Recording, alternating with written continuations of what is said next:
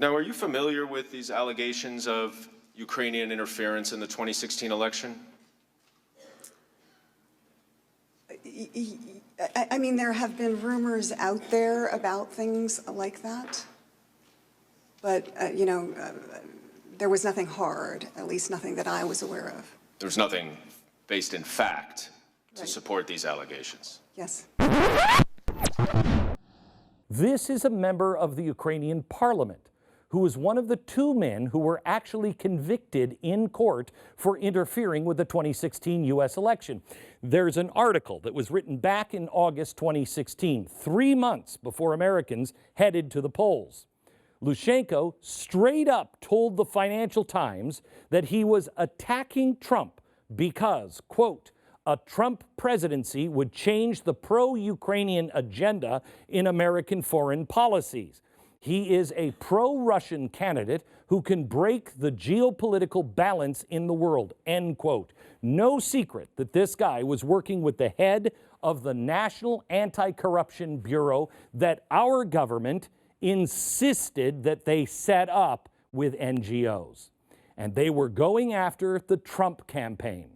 They released the dirt on Paul Manafort and then went off bragging about it in the press.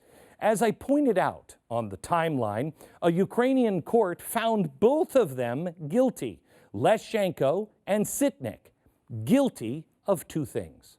One, interfering in the 2016 election and illegally interfering in Ukraine's foreign policy. Hysterically, this is exactly the same thing the left and the media are now accusing Trump and Rudy Giuliani of. In essence, maybe we can hide our crap by accusing others of doing the same thing. So how do they try to cover up their crimes? Well, check out every major fact check that touches on the guilty verdict handed out to Leshchenko and Sytnky. Here's the little nugget like they found in the Washington Post. When mentioning the guilty verdict, the Post says this, quote, in July, the ruling was overturned by an appeals court. Whoa, wait a minute.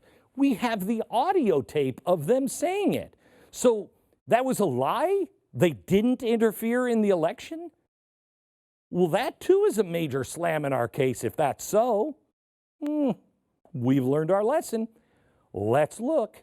How can these two guys go around bragging that they did it, then get convicted, only to be considered innocent a few months later? Well, that's what the media would have you believe, unless you do your own homework. The Post references this article as sourcing for that conclusion.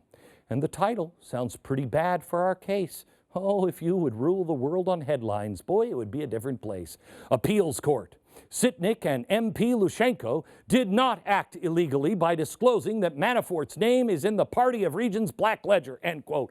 Oh my gosh, that sounds convincing if I'm just reading the headline. But the Ukrainian news site reporting, this reporting is from one source, Leshchenko. So that headline is coming out of the mouth of the guy who was just convicted. And they never listed why the case was dismissed. Really weird. But there are other sources we could go to. See that one-sided report? Didn't matter to the Washington Post. They were so convinced that they let Leshchenko write an opinion piece basically dunking the entire theory that he tried to undermine Trump, even though he's on tape saying it. And he specifically took direct aim at Rudy Giuliani. The entire article is propaganda that would make Stalin blush. I'll spare you from reading the entire thing. You can read it, though. It'll be up on our website.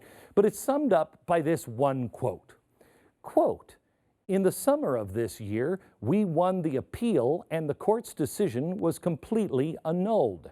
That court concluded that there were charges against me that were unfounded and even obliged my opponents to reimburse me for $100 in legal costs. But Giuliani continues to quote this court decision, even though it never attained any legal force, end quote. Let me ask you this. Why wouldn't the media publish the reason why the case was dismissed? I mean, they'll use the statement of the accused as verifiable proof, but they won't report on the specifics of the court decision. Well, because the truth is inconvenient. You can't know the specifics because they still haven't been disputed.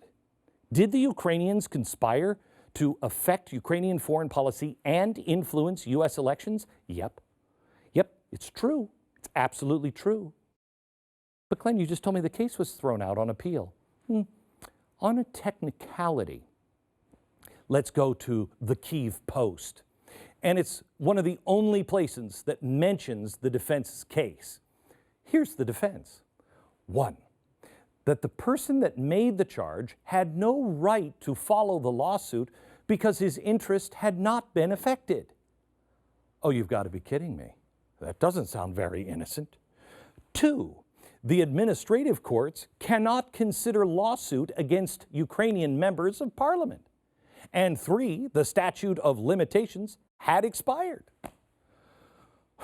Well, O.J. Simpson, he's innocent. They already found him innocent. And if you find new stuff, or if he even admits it now, well, there's nothing you can do. Statute of limitations, he was out on the golf course. Okay, excuse me? It's like saying that O.J. Simpson is innocent because we waited too long, at least the cop did, to read him the Miranda rights.